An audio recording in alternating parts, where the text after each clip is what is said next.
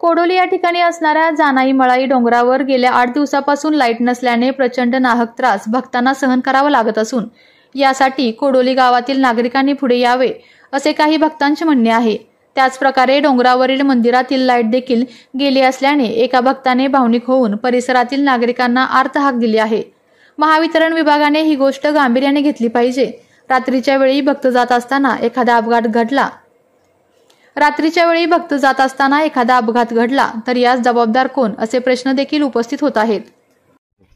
नमस्कार, मी प्रशांत घोरपडे। मी प्रॉपर धामनेर गावचा रहिवासी असून गेले मी आठवडा झालं आपल्या जानाई माळेचा जो डोंगर आहे आईचा, तो गेल्या आठवडा झाला त्या डोंगरावर लाईटी अजिबात नाही। तर त्यासाठी मी सगळं MSEBशी कॉन्टॅक्ट मध्ये आहे, सगळ्यांशी कॉन्टॅक्ट मध्ये आहे।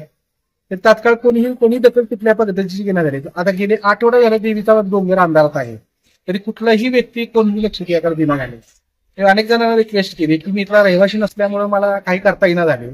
फक्त मला एक कळकळीची विनंती आहे की आपल्या आईला अंधारात ठेवून तुम्ही जगत राहून त्याचा काय उपयोग होणार नाही।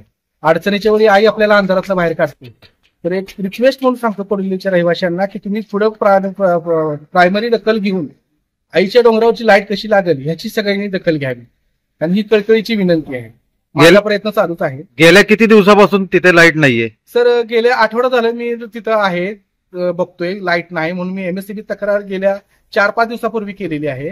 ते उद्या पाठवतो, आज पाठवतो केले, आज वायरमॅन पाठवलेले, काल पण वायरमॅन पाठवलेले आणि नियमानुसार वायरमॅन पण चांगले काम करते, ती वयस्कर आहेत, ते त्यांचं एकट्याचं काम नाही ती अख्ख्या डोंगराचं। MSEBच्या टीमने त्यांना मदत केली पाहिजे तर ती होणार आहे शक्य। आणि ह्यासाठी गावानं पुढाकार घेतला पाहिजे, कारण ती देवी एकट्याची नाही, अख्ख्या गावाची देवी आहे। हा लाईटचा खेळ खंडोबा कशामुळे झालाय, नक्की कारण काय? MSEBच्या काही लोकांकडून असं उत्तर आलेलं आहे की तिथली जी वायर आहे, मेन वायर, तर त्या वायरीत काहीतरी अडथळा आल्यामुळं किंवा मेन पॉइंट हे झाल्यामुळे काहीतरी प्रॉब्लेम झाला असणार आहे, त्याला वायरिंग चेंज करावी लागते का काय असा विषय होता। तर सदर्भ मगाशी मी एका आपल्या वायरमॅनशी बोललो, तर वायरमॅनचं बोलणं असं उत्तर आलं की त्यांनी साहेबांना हा विषय सांगितला, तर साहेबांनी उत्तर त्यांना दिलं की हे ट्रस्टचं काम आहे, हे आपलं नाही, स्टेट लाईनचं काम असेल तर ते ट्रस्टचं काम आहे, ते आपलं नाही काम।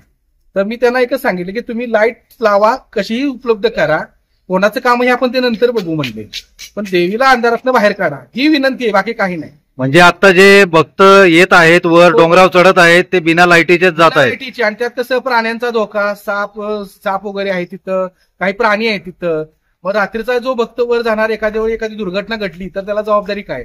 आज सगळ्यात महत्वाची गोष्ट आहे की आईचा डोंगर म्हणजे आपलं घर आहे।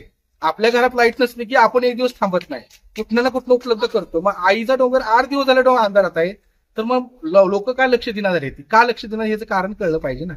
आम्ही सर्वसामान्य भक्त आहे, आम्ही तुमच्या गावाचे रहिवासी नाही म्हणून आम्हाला दखल घेता येणार झाली कुठल्या गोष्टीची, म्हणून आम्ही तुमच्या सहारे लोकांपर्यंत पोहोचतोय की लोकांनी तरी जाग व्हा की आपल्या आईला अंधारातनं बाहेर काढा।